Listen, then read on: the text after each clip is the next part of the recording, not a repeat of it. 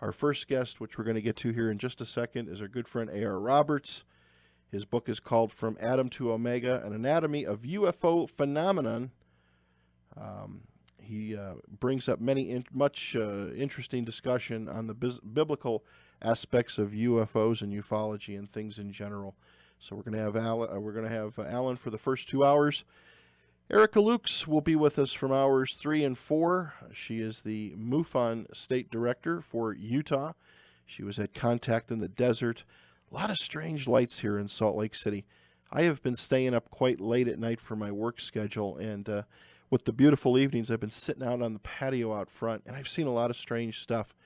I've tried to capture some of it with my camera, but just really don't get much good. Not a lot of good things, but I know the two eyeballs in my head are seeing some strange things. So we're going to talk about that.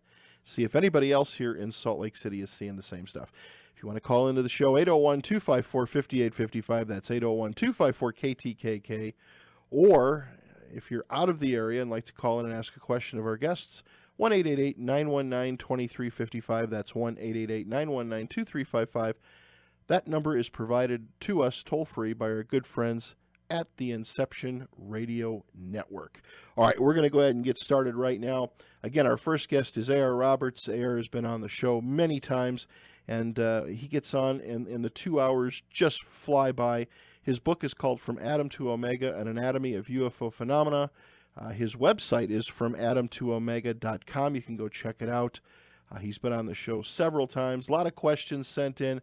I'm going to let him talk about himself as far as his bio. Such an interesting bio, just unbelievable. So without any further delay, let's get him on the line.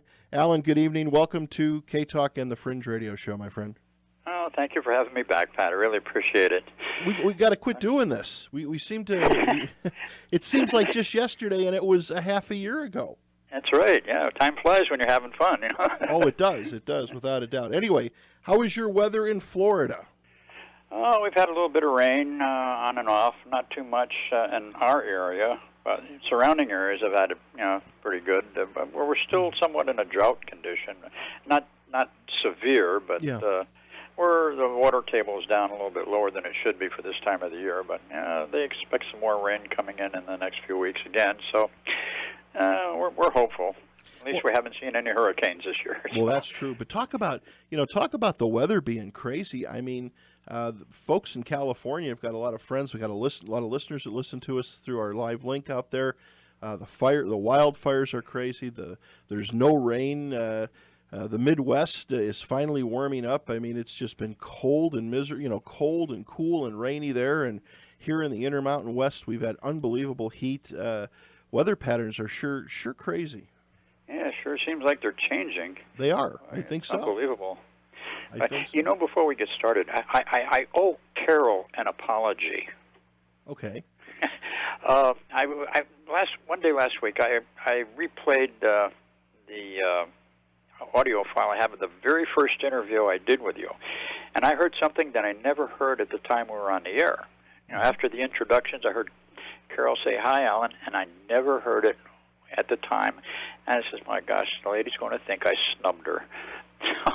I want to apologize for not acknowledging her. Oh, no problem. She hasn't been she hasn't been here doing the show. She's going to come back in the fall. But no problem at all. She's usually too quiet. But she's not that way at home. Well, I just felt bad that I didn't acknowledge her. So I just wanted her to know that I didn't hear her. I would have acknowledged her. Well, I think she's usually listening. So if she's out there listening, AR apologizes to you, Carol. It's all okay. Anyway, let's go ahead and get rolling a little bit because we always get into these discussions. Now, I didn't read your bio, but you've been on several times. But of course, there's always new listeners listening to the show. Why don't you give us a little bit of background? How you, of course, you a little bit about your life and some things that happened to you, and then your book a little bit. Why don't we hear it right from the horse's mouth? Okay. Well, I started out. when I was 14 years old, I joined the Ground Observer Corps I was up in Plattsburgh, New York, and I was a plane spotter.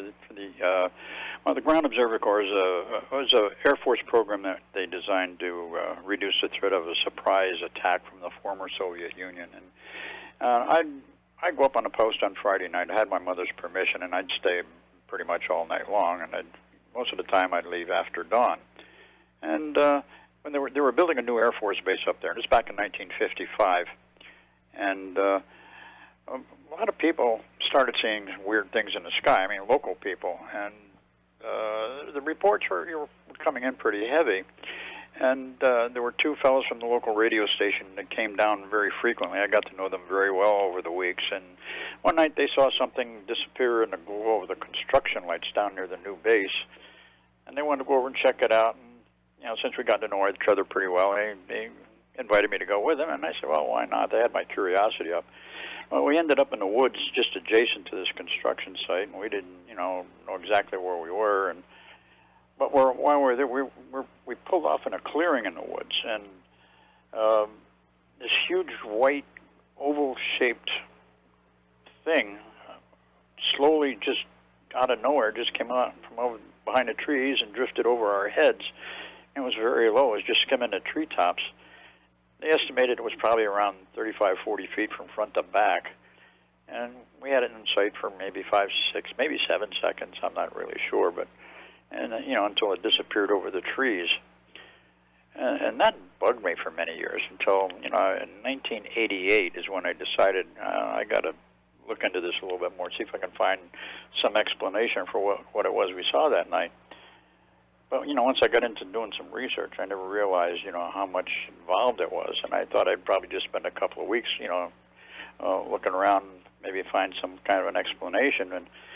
But the more I got into it, and I ended up spending the next 23 years doing research and everything, because levied down all kinds of different paths, and ancient civilizations, archaeology, science, astronomy, the Bible, a whole gamut of different avenues that I started to explore, and I got a lot of information, believe it or not, out of the Bible, and that kind of enlightened me a little bit more, about what's going on currently as far as UFO activity is concerned, and that's pretty much how I got started. At the same time, when I was 15, I started playing in a band, and now we're doing pretty good. And eventually, I went with another band, and we went on the road, and I was out of the Ground Observer Corps then, and we traveled around the country a lot. We got hooked up one time with a nightclub singer. Her name was Sandu Scott. She played the high-end circuit in Las Vegas and Lake Tahoe,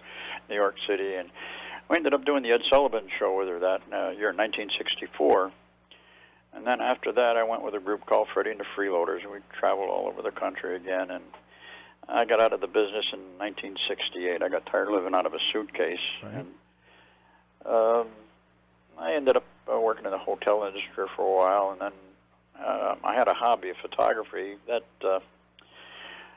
turned into a business after a while. So I had a pretty good studio going there for about 15 years before I decided to move down here to Florida and just leave all that cold weather behind up north. So, and that's where I am now. But after 23 years of researching all this stuff, that's when I decided to put it into book form, and the book's called From Atom to Omega: An Anatomy of UFO Phenomena. And it's divided into 3 parts. The first part pretty much builds a very strong case for the reality of UFOs, and part 2 is the biblical section, which is very, very thorough. There's so much information in there. It's unbelievable. It's basically a logical evaluation of the biblical stories. And I quote, a chapter and verse in there, and it's what I found in the Bible just blew my mind. But and part 3, well, it kind of wraps it all up together, and I kind of come up with some kind of an idea of the major reason why the government is keeping everything a secret. But like I state throughout the book, I take no real stand on anything, because I state throughout the book, I'm presenting evidence that suggests this or that, but evidence doesn't necessarily mean it's true. You know, Sure, it sure. doesn't necessarily. Evidence is not necessarily fact. So, I leave it up to the reader, you know, to judge the evidence, you know, based on its merits, and, you know, and make their own decisions. So and that's pretty much where it stands. And I'm working on a second book right now. So, hopefully, I'll have that done within probably another 5-6 months. Still doing a lot of research on it. So that's where it stands at the moment. Well, with your, you know, with your UFO sighting that you had with this craft that came over your head, couple things is obviously there was a handful of you that saw this thing, correct? No, just 3 of us. Just 3 There of was us. a news director and the newscaster from it was WEAV radio up in Plattsburgh, New York, and it was just the 3 of us. Wow. So, and both of those fellows have passed away now, so they're not around. But you know, I can assure you, what we saw that night, it wasn't a helicopter, it wasn't ball lightning, it wasn't Venus, Right. it wasn't any kind of aircraft known at the time, and I don't think it was anything the United States had, and back that early. It's possible, but you never know. But it fits a lot of descriptions of other UFO reports that I've read. So. Did it make any noise, Alan? Did it? Dead silence, not a sound, not a sound. You know, and that's what was spooky about it. You know, it just, you know, kind of shook me up. Oh, sure, sure. Yeah, we stood there looking. I says, I think it was Jim Roddy. He was the news director. He said, "Did you see that?" And yeah, we did.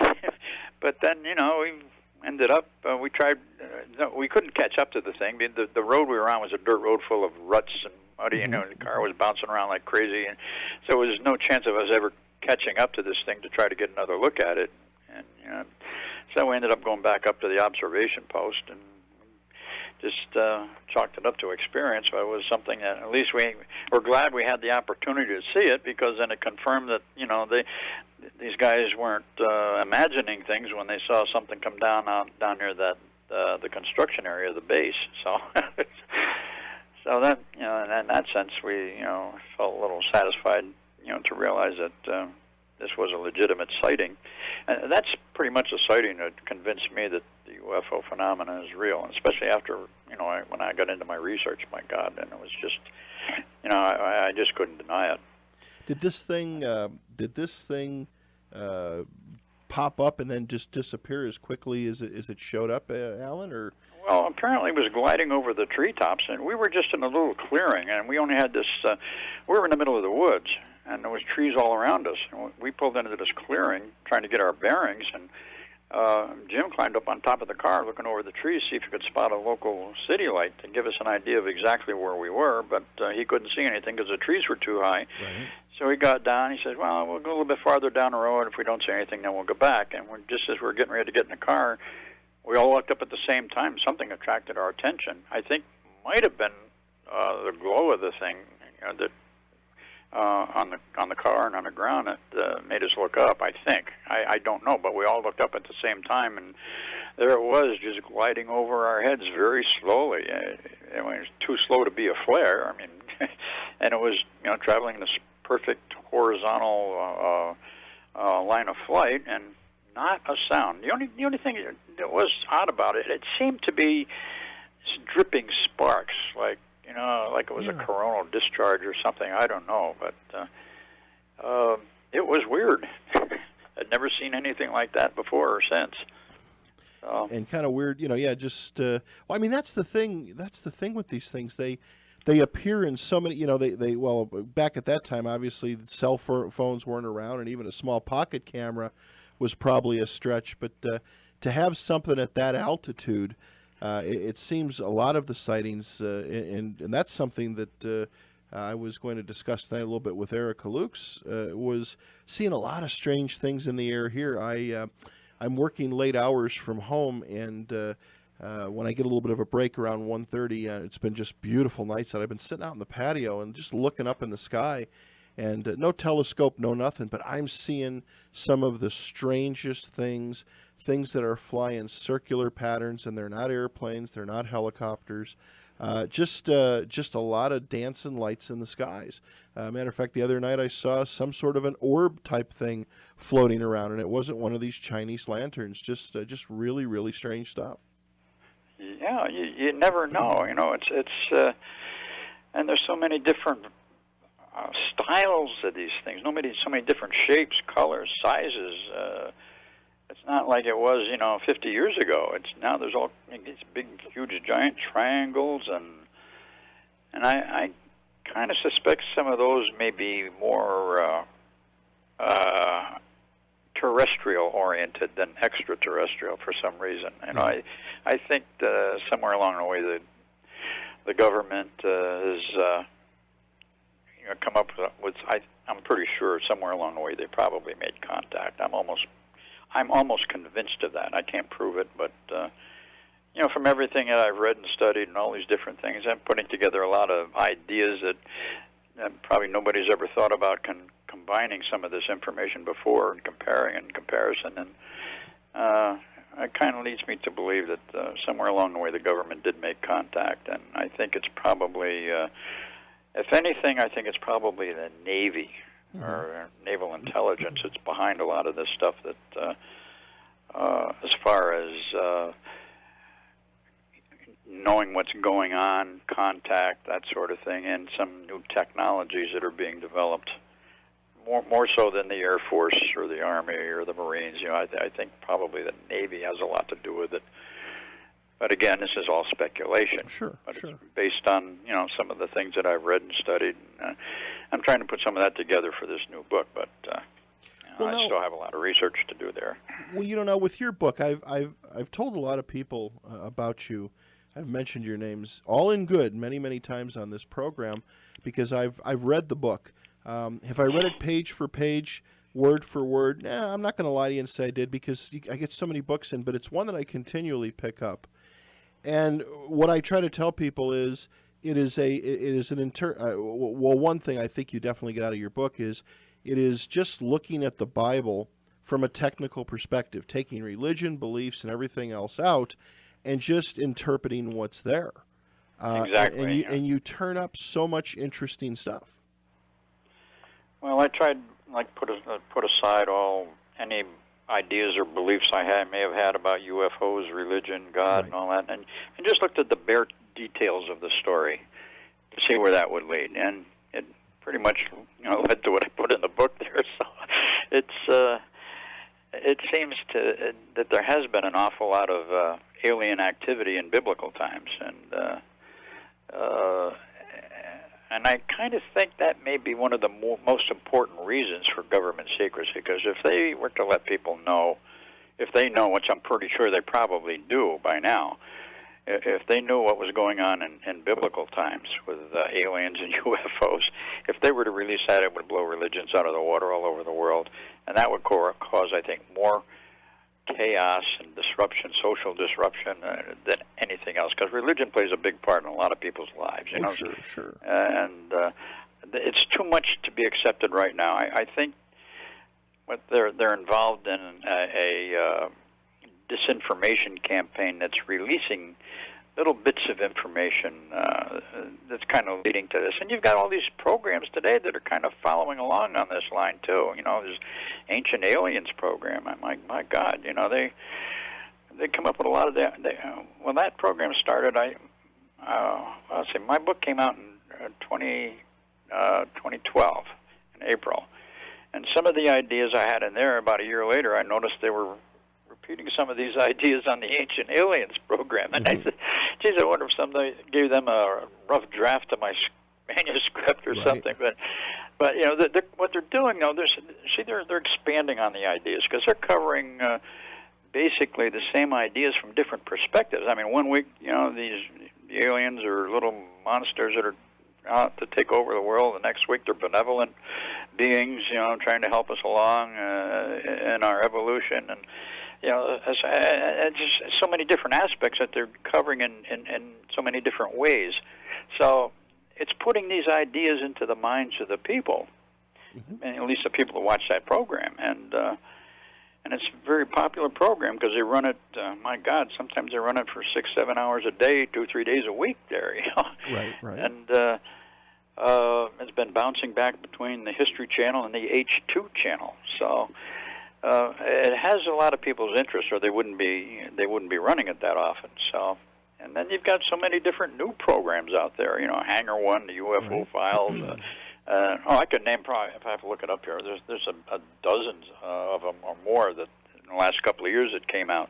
Some as a series and some just as a single documentary. But, you know, some, they present different ideas. Some of them are really far-fetched, but, you know, I can't say that I'm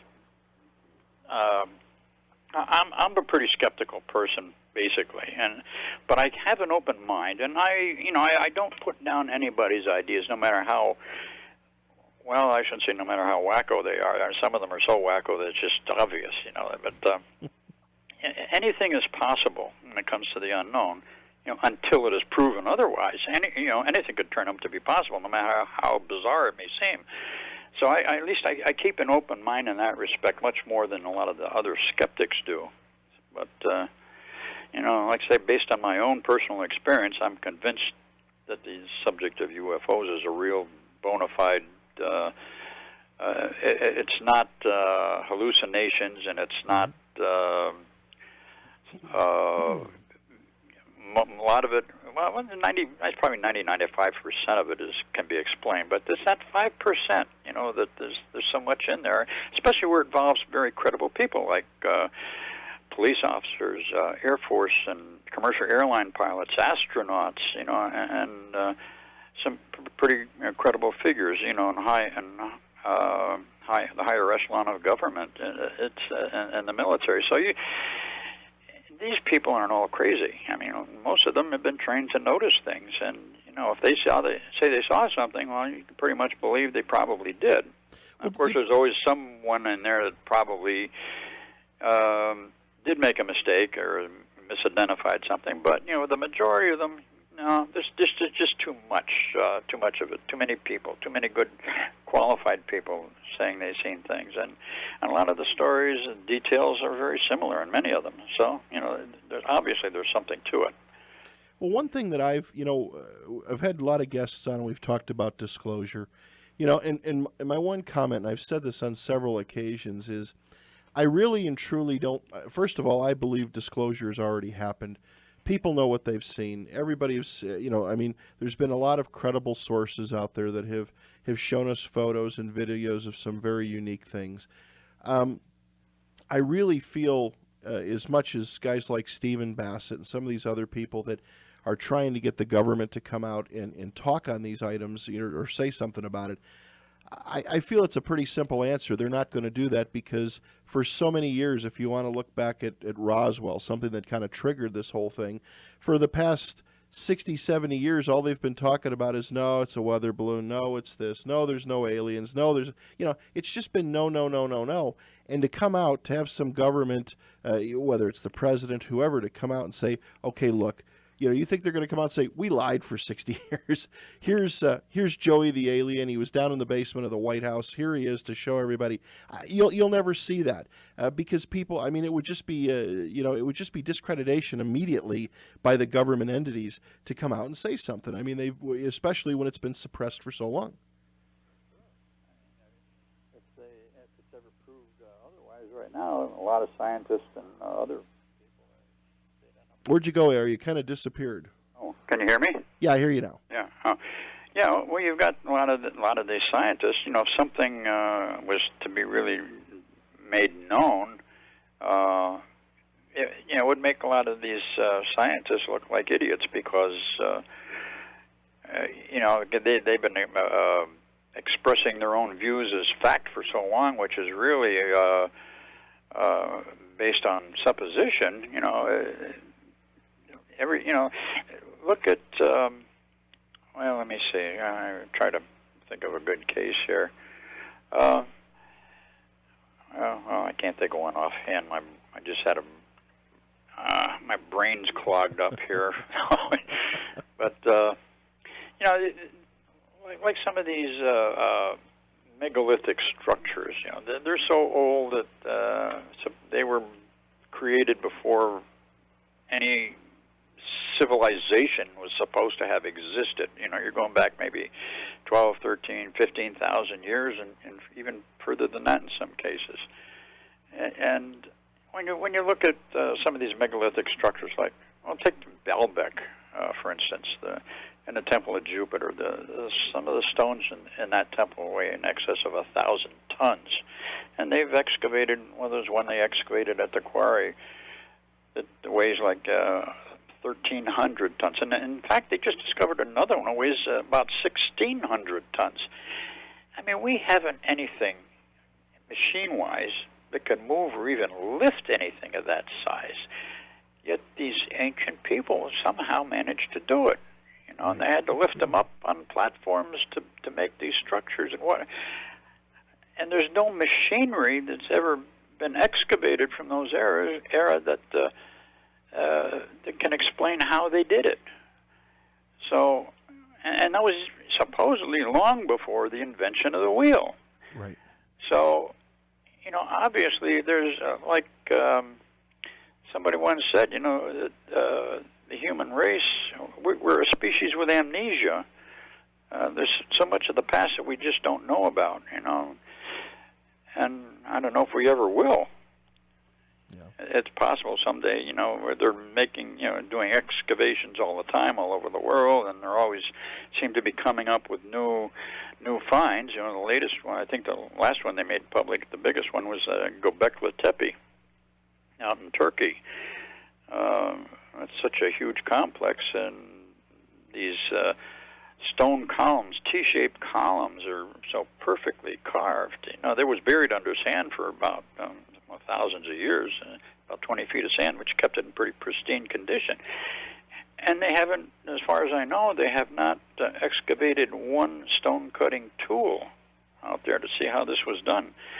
And in some of these columns, they're in bas-relief, are all kinds of animals, some that may not even have been native to that area at the time. So, and nobody knows who created this complex or you know, why. And they've been excavating it for, like, I think 13 years, and they've only uncovered maybe 5% of it. Exactly. All right, how about a little bit of Freddie and the Freeloaders for you there, AR? Does that bring back some memories? I don't know if that was one of ours or not. Really? Yeah, I think there's another group. You're breaking up, Alan. I don't know if you're turning away. I'm sorry. Oh. Can you hear me now? Yeah, I hear you fine. Oh, okay. Now, I think there's another group now called Freddie and the Freeloaders, if I'm not mistaken. Well, this was 1952? Song called Last Night? No, I was with Freddie in the 60s, from around 64, 65 until 68. Interesting. Well, one of our listeners sent that in and thought maybe that would be you. Very possible. You know, we did some recordings, and I don't remember that one in particular. It's very possible. Most of what we did was vocals, but it's possible we did an instrumental on a B-side or something. But you know, it was put out by Redhead Records, recorded in Memphis, Tennessee. Oh, we did record. We did some recording at Sun Studios out there, but not Red. Interesting. Oh, well, I tried. It's very possible somebody else may have taken it over, too. You know, it's very possible. Like I say, most of what we did was vocals, but it's possible we did an instrument. What was the name of that song? It's called Last Night. Last Night. No, that doesn't ring a bell. Of course, that could have happened after I left the group, too. True. Well, it's amazing how many, I mean, especially, well, even today, I mean, you know, you hear artists on the radio, you hear one or two songs that ring a bell, but a lot of them, you know, they record dozens of records. There's tons of them that are played once or twice and never heard again. That's true. That's true. It's a tough business to be in. Yeah, we never made the hit parade, but yeah, like we did an interview in Albany, New York, on one of the big stations there that went all over the North Country. Then somebody asked Freddie, "How's your record doing?" He says, "Well, it started off slow and tapered off."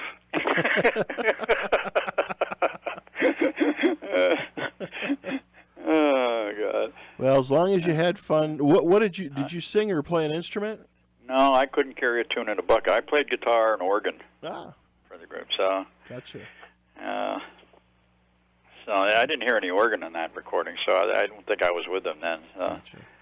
Yeah. We'll have to dig around for some more stuff. Yeah. Gee. Oh God.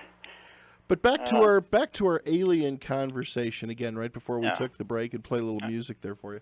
Again, we were kind of talking about disclosure and kind of where things are going and what have you, and again, scientists that are coming up with. I mean, there is a lot of evidence that's starting to flush out. Well, there's a lot of researchers that believe that aliens have been modifying our DNA for thousands of years, and there's a lot of them that claim that we're a hybrid race. And actually, there are a lot of clues in the Bible that suggest that's very true. Mm-hmm. And then, well, for instance, I think I mentioned this for the talking points, Adam and Eve's long lifespans. According to the Bible, the source of their longevity was in the fruit from the tree of life. Now, if this is true, Adam probably would have lived for thousands of years if he and Eve hadn't gotten themselves kicked out of the garden for eating the forbidden fruit. And, of course, without any further access to this tree of life, their longevity benefits were not being replenished, and they wore off, and they grew old and they died. But what's interesting is that Adam and Eve had no children while they were living in Eden, and we don't know how long that was. It doesn't say. Their first son, Cain, he was born sometime after they were evicted, and we don't know how long that was either. And it's unknown how many years had passed before Cain was born, after Cain was born, before Abel was born. But the Bible does tell us that Seth, Adam's third son, he was born when Adam was 130 years old. Now, I said, gee, that's rather odd. In 130 years of his life, he only produced 3 children. And I said, gee, well, maybe him and Eve didn't have sex very often, but that seems unlikely. The only logical explanation I could come up with was that Eve's fertility cycles were probably separated by decades. Now, a woman can only conceive during her fertile period, based on the average life cycle today. That occurs about once a month, I guess, every 28 days. But, if she really lived for several hundred years, as the Bible claims she did, well, would it really be natural for her fertility period to be based on a monthly cycle? If that were the case, gosh, she could have had hundreds of children in her lifetime, but, then the strain her body would likely have would have had a negative effect on her lifespan. So to me, it made sense that her menstrual cycle was synchronized with her longevity, and she may only have become fertile every 10 or 20 years. The Bible says that Adam lived for 930 years, and also his children also lived, for hundreds of years. But it says that many of his male descendants, they didn't become fathers until they were around 180 years old. Yet there were others, it says, that became fathers at around age 65. Well, to me, it suggested that those, who produced children at around 180, well, they took wives from women that were directly descended from Eve, with fertility cycles that were separated by decades. And those who had children around 65, well, that implies that they had melded into the local population and took wives with fertility cycles that were normal. And then, since they didn't, it says they didn't start to produce children until around 65 years of age, well, that suggests that they may not have reached puberty until they were around 50 or 60 years old. Wow. But then, then life cycles over the next 1,000 years, they became shorter, and they, as the beneficial effects of this tree of life that they inherited from Adam, they gradually wore off, and And the Bible says they stabilized at around 120 years. And that was right after Noah's time. So to prevent Adam and Eve any further access to the tree of life after they were evicted, in Genesis 3:24, I believe it is, it says that a flaming sword flashing back and forth was placed at the entrance to Eden to protect the tree of life. Well, in other words, to prevent Adam and Eve any further access to it. But then when you look at this flaming sword flashing back and forth, to me, it's describing a mechanical device with moving parts, moving beam of light. And that's something we have today. It's a security device that uses a sweeping or a scanning laser beam. And since this supposedly was 6,000 years ago, well, who would have had that kind of technology back then? If not extraterrestrials. But the thing is, had it not been for these extended life cycles, the aliens, they could have switched to Plan B right away because they did have a backup plane. But long lifespans set the project back by about 2,000 years, which is just about how long it took before it was resumed with Isaac. But that's a whole different story there. And before it could be resumed, they had to determine, just how long it was going to take for life cycles to return to normal.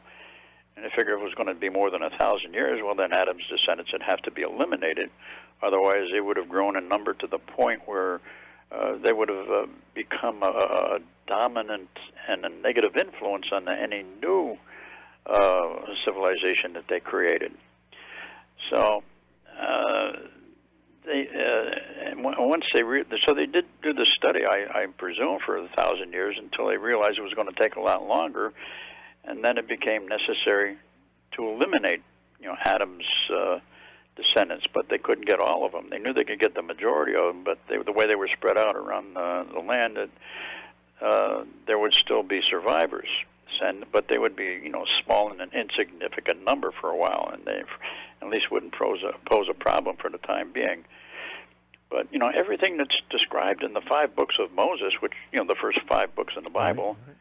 It's telling a story that began only 6,000 years ago, and that's long after mankind had been around. And it begins with the creation of Adam and Eve, which I suspect the idea that they were the first humans is just an interpretation that evolved as the story was passed along in oral tradition over the centuries. And then, eventually it became a tenet of organized religion. So I suspect, the story has been perceived out of context, but it may not be entirely wrong, because Adam and Eve may actually have been the very first hybrid human beings that were created, and that only makes sense, if aliens were involved. And the Bible mentions 4 elderly women that miraculously conceived and gave birth, and they were all women who were said to be sterile. Well, there was Abraham's wife, Sarah, who was the mother of Isaac, and there was the mother of Samson, and then there's a mother of a Shunammite boy who's not named in the Bible, and there was also Elizabeth, the mother of John the Baptist. They were all old and sterile. And I'm being a logical thinker, and I had to question, how could elderly women become pregnant, especially if they were sterile all of their lives? And I figured, well, there can only be 3 possible explanations for that. 1, the stories are fictitious. 2, they were miracles. Or 3, the women were inseminated by artificial means. Now, I've always been convinced that there are logical explanations for supernatural events, especially when it comes to these miracle births. So that left, only 2 choices. The stories were fiction or the women were inseminated. Now, it's possible the stories are works of fiction, but then again, if Adam and Eve were hybrids, as the evidence seemed to suggest, well, then it was possible that these old and barren women had been inseminated, and their children were genetically engineered hybrids. And clues to that being the case can actually be found in what we've learned about alien abductions. Now, there's been a lot of information compiled on abductions by many researchers that reveal the women are usually abducted during their fertile period when they're ovulating, and the aliens are extracting their eggs. Now, with men, their abductions, appear to be random, but there's a common factor with the men, and that is they always seem to be extracting their sperm. Now, what appears to be happening is that these aliens are genetically modifying the DNA in the sperm samples to suit their intended purpose, and I believe there's two scenarios being played out there. One is they're breeding hybrids for genetic experimentation, and the other is that they're creating hybrids to be born into our society to incorporate upgraded genetic qualities into the human race.